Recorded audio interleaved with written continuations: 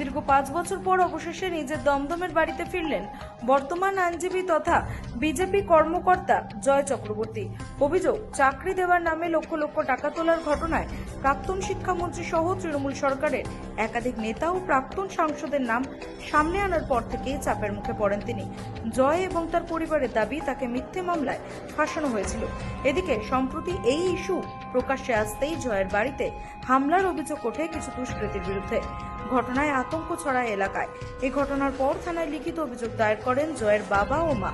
ব্যবস্থা না হয় তাহলে আমরা জয় চক্রবর্তী যেখানে পাবো সেখান থেকে তুলে নেব, আর আপনাদেরকেও দেখিয়ে দেবো কি করে আপনারা এখানে থাকেন। ঠিক আছে, এইভাবে আমাদের প্রচুরভাবে থ্রেট দিয়ে গেল।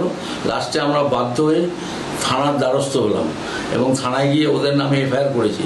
আজকে থানা থেকে লোকও আসবে। তা এইভাবে এই জায়গাটা আমরা করেছি। ব্যাপারটা হচ্ছে জয় চক্রবর্তী বাড়িতে ওদের জন্যই ঢুকতে পারছে না। এবার এইসব লোকজন কে বা কারা কখন কোত্থেকে আসছে বোঝা যাচ্ছে না।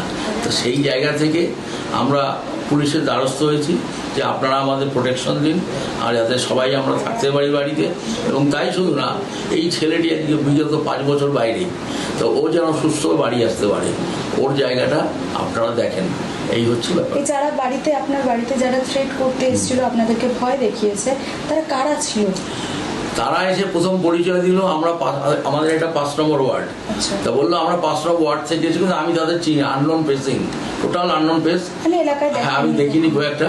তা আমি বললাম যে কি ভাই, না আপনার ছেলে কোথায়, আপনার ছেলে এই ওই সেই, আপনার ছেলে একটা ভিডিও দিয়েছে। তাই বললাম যখন ভিডিও দিয়েছেই তখন নিশ্চয়ই যোগাযোগ করবার জন্য দিয়েছে।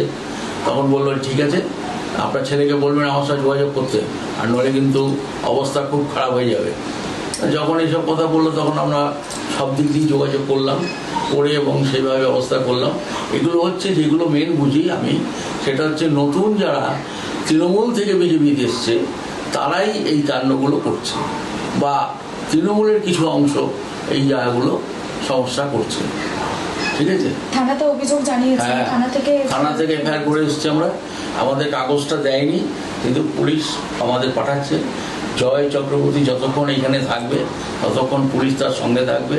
জয় চক্রবর্তী যখন চলে যাবে তখন পুলিশ থাকে। এই যে 5 বছর জয় বাড়িতে আসতে পারিনি, 5 বছর আপনারাই এখানে ছিলেন, আপনি এবং জয়ের মা আপনারাই এখানে অনেক কিছু সহ্য করেছি, অনেক কিছু সহ্য। তাই শুধু না, এই বাড়িটাকে নিয়ে নেওয়ার মতো পরিকল্পনা নিয়ে নিয়েছিল। এখানে বাড়ি লিখিয়ে নেওয়ার পরিকল্পনা নিয়ে নিয়েছিল। আক্রোশ ব্যাপারটা হচ্ছে জয় চক্রবর্তী একটা সময় হিউম্যান রাইটসের বিরাট উপর রেখেছিল। মানে প্রণববাবুর সঙ্গে যোগাযোগ ছিল, বড় বড় মন্ত্রীর সাথে যোগাযোগ ছিল। এই জায়গাটাই লোকের জেলাসি একটা, যে এত চটপট করে এই জায়গাতে কি করে নেয়। তা সেই জায়গা থেকেই এই অশান্তির সৃষ্টি, এবং তারপর থেকে বিভিন্নভাবে জড়িয়ে ফেলে ওকে। জড়িয়ে ফেলে এটা নিয়ে অনেক প্রশাসনিক জায়গায় সমস্যা হয়, এবং সেইগুলো আমরা মোটামুটি সব কিছু ব্যবস্থা করি, কিন্তু ছেলেকে আমরা বাড়িতে আনতে পারিনি। তার কারণ এখানকার যা স্থানীয় থানা, তারা আমাকে বলছে যে দেখুন পরিস্থিতি যে জায়গায় দাঁড়িয়ে আছে, আর রুলিং পার্টি যেখানে ওর বিরুদ্ধে, তা সেইখানে ওকে আনা এই মুহূর্তে অসম্ভব। অতএব আপনারা বাইরেই থাকুন, যোগাযোগ রক্ষা করেন, তারপরে সময় আসলে ওকে বাড়িতে নিয়ে আসা হবে। এই যে কালকে গত পরশু যে ঘটনা আপনাদের সাথে ঘটে, কালকে আপনারা থানায় যান, অভিযোগ দায়ের করেন, এবং বিগত 5 বছর ধরে আপনাদের উপর যে আতঙ্কের একটা পরিবেশ তৈরি ছিল, যেটা জয়ের বাবা বলছিলেন, কতটা আতঙ্কে আছেন? অনেকটাই আতঙ্ক। আমাদের বাড়ি ছিল চলেও যেতে হয়েছিল। মানে আমাদের বাড়ির উপরে বলা হয়েছিল এই বাড়িতে যাকে দেখবো মার্ডার করে দেওয়া হবে, এবং বাড়িটা লিখে নিতে চেয়েছিল, কাগজ নিয়ে এসেছিল যে বাড়িটা লিখে নেবে। আমি বাধা দিই, তখন আমি বলি বাড়ি আমি লিখে দেবো না, তাতে তোমরা যা পারো করো। তখন বলছিল আপনার ছেলেকে মার্ডার করে দেবো, যেখানে পাবো তুলে নেবো। আমার ঠিক আছে, দেখা যাক, তুমি ছেলেকে মার্ডার করবে দেখি। তখন বলো ছেলেকে যদি না পাই এই বাড়ি আমরা দখল করে নেবো। কালকে আপনারা যে থানায় অভিযোগ দায়ের করেছেন, সেখানে এই যে মার্ডারের হুমকি দিয়েছে, এগুলো আপনারা উল্লেখ করেছেন? হ্যাঁ, কোনো ব্যক্তির নাম বলেছেন? হ্যাঁ, নাম বলা হয়েছে। হ্যাঁ, ওটা হচ্ছে সোনু কীর্তনিয়া। আর একটা নামটা আমি ঠিক ভুলে যাচ্ছি। না, সোনু কীর্তনিয়া এই হচ্ছে মেন। এই আমাদের হুমকি দেয়, এই করে দেবো, সেই করে দেবো, ওই করে দেবো, এবং আপনার ছেলেকে মার্ডার করে দেবো, আপনার ছেলেকে তুলে নিয়ে আসবো যেখান থেকে পারে, আপনারা কোথায় রাখতে পারেন দেখি। হ্যাঁ, তখন আমি বললাম যে তোমরা এত হইচই করো না, আমি দেখছি ওর সঙ্গে কি করে যোগাযোগ করা যায়, তারপরে তোমাদের সঙ্গে। ওর একটা ভাই আছে, ওর উপর হামলাও হয়েছিল, আর ওকে গুন্ডারা অ্যাটাক করেছিল। ও অনেকটা লুকিয়ে তুলিয়ে বাড়িতে ঢোকে, মানে ওর ভাইকে মানে গুন্ডারা অ্যাটাক করেছিল, তা ওকে ধরতে পারেনি। সেই ভয়েও আমাদের ভয়ে রয়েছি আমরা অনেক। মানে আমার ছোট ছেলেটাকে কিডন্যাপ করার অনেকবার চেষ্টা করেছে, অনেকভাবে। কারণ ছোট ছেলে যখনই যায় তার জন্য আমরা খুব মানে খুব চিন্তায় থাকি, ঠিক আছে। ওকে তুলে নিয়ে, মেন ব্যাপারটা ওকে তুলে নিয়ে তারপরে দাদাভাইকে টানাটানি করবে, আমাকে টানাটানি করবে তখন, ঠিক আছে। এই হচ্ছে ব্যাপার। পুলিশে কমপ্লেন জানিয়েছে? হ্যাঁ, একবার না, পুলিশে বহুবার। পুলিশ শোনেন, পুলিশকে কমপ্লেন করেছি, পুলিশের কাছে এফআইআর করেছি, সবই করেছি। পুলিশ সেইখানে আমাদের যে টাকাগুলো গেছে, যে টাকাগুলো জয় চক্রবর্তী তার চাকরি বিভিন্ন ব্যাপারে দিয়েছে, বিভিন্ন আপনার কারণে, ব্যবসার কারণে দিয়েছে, সেই টাকাগুলো যাদের কাছে গেছে, যেমন নুসরত, এরকম বড় বড় মাথার কাছে টাকা গেছে, তাই পুলিশ আমাদের বলছে যে এই টাকা আমরা ছুতে পারছি না। নুসরত বলতে আপনি নুসরত জাহান? হ্যাঁ, নুসরত জাহানের কথা বলছি। এরকম বহু বড় বড় মাথার কাছে এই টাকাগুলো গেছে। এবং তৎকালীন তখন আমাদের এই থানার আইও ছিল সন্দীপ মণ্ডল। সে আমাকে বললো, দেখুন আমি কিছু করতে পারছি না, আমি চেষ্টা করছি, কিন্তু এই যেখানে যেখানে টাকাগুলো পৌঁছেছে আমরা পুরো বান্ডিল দিয়েছিলাম যে আপনারা এত টাকা আমরা দিয়েছি, তার দেখুন। এবং কোর্ট থেকে আমরা 64 লক্ষ টাকার কেস করেছি, সেইগুলো সব দিয়েছি। তারপরে বলছি সবই তো বুঝতে পারছি, কিন্তু আমি তো ছুতে পারছি না সেখানে। তা ওই ছুতে পারছি না বলে ওই অবস্থায় দাঁড়িয়ে গেল। তো ওই অবস্থার থেকে আমরা চলছি এই অবস্থায়। এর মধ্যে মাঝে সাঝে টুকটাক সমস্যা আছে, যেগুলো থানার সঙ্গে আমরা কোঅপারেশন করি, এই সেই। থানা যে সেইভাবে একটা বিরাট ব্যাপার কিছু করা, এখন তো পুলিশের তরফ থেকে জানিয়েছে যে আপনাদের প্রোটেকশন দেবে। এখন জানিয়েছে, এখন কতটা কি করে সেটা হচ্ছে দেখার ব্যাপার। আজকে যেমন পুলিশ নিজেই এখানে গাড়ি নিয়ে আসছে, ওর সঙ্গে থাকবে, সব কিছু করবে, এবং আগামী দিন সেই কর্পোরেশনগুলো সব ঠিকঠাক থাকে, তাহলে জয় চক্রবর্তী বাড়িতে আসতে পারবে, আর আমরাও শান্তিভাবে কাটাতে পারবো। এই যে 5 বছর পর ছেলে বাড়িতে ফিরছে, 5 বছরের ছেলে বাড়ি আসতে পারে না, এর জন্য আমার খুব কষ্ট, যার জন্য আমি খুব অসুস্থ হয়ে পড়ি। এবং এই ছেলের জন্য আমি অনেক জায়গায় আমি কাউন্সিলরের কাছেও গেছিলাম ছেলের ব্যাপারে, সে আমাকে কোনো দিল না, বললো না আমরা কিছু করতে পারবো না, আপনার ছেলে অপরাধী। আমি বললাম ঠিক আছে, দেখা যাক, মানে অপরাধী তখন তৃণমূলের খুব জোর ছিল, এখন বিজেপি এসছে, দেখা যাক বিজেপি যদি ভালো কিছু করে আমার ছেলে বাড়িতে আসবে, এটা আনন্দের খবর। অবশেষে সমস্ত বিতর্ক উত্তেজনার আবহের মধ্যেই আজ নিজের বাড়িতে ফেরেন জয় চক্রবর্তী। জয়ের অভিযোগ, দীর্ঘদিন ধরে তিনি বিজেপির সমর্থক বলেই তাকে মিথ্যে মামলায় ফাঁসানোর চেষ্টা করেছে তৃণমূল কংগ্রেস। এদিন কয়েকশো বিজেপি সমর্থকদের নিয়ে দমদমে নিজের বাড়িতে আসেন জয়। দীর্ঘ কয়েক বছর পর বাড়ি ফিরেছে ছেলে, খুশি পরিবার।